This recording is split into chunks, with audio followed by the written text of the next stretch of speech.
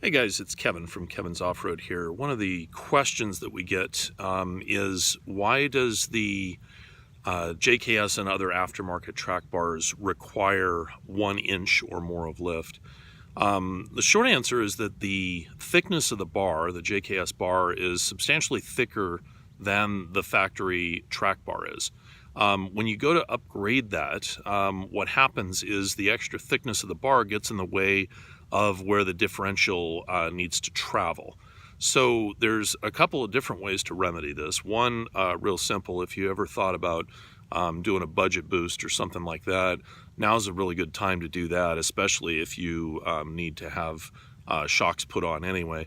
So once you get it up a little bit higher, it won't rub.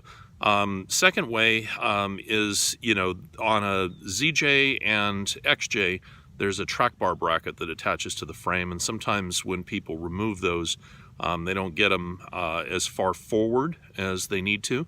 So if you loosen those 4 bolts and roll them forward, then it will fit slightly better. You really only need like an extra 1/16 or so of an inch.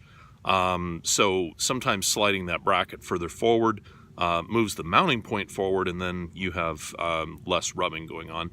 Another way, if you have adjustable control arms, is that you can slowly and incrementally change the length of the control arm shorter.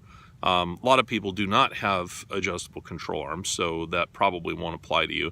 But the last way to do it is, I don't know, people kind of freak out about this when I say it sometimes, but basically, if you indent the cover of the differential ever so slightly, it will slide right past the track bar. And once you get the thing mounted up, you'll see where it rubs. As you're looking at the front of the Dana 30 axle, it's the far right upper corner that rubs.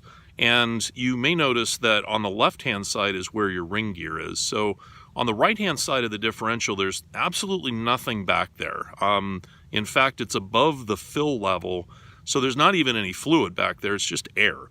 So you can very easily dent the cover in ever so slightly and have it go right by the track bar. So, most people that are running an aftermarket track bar probably are going to want more lift, so that's the easiest way to do it. But there's definitely other alternatives for you as well. So thought I would share that with you, and if you have any further questions, don't hesitate to shoot us an email. Sales@KevinsOffroad.com is where you can do that. You can also text us at 602-841-3355.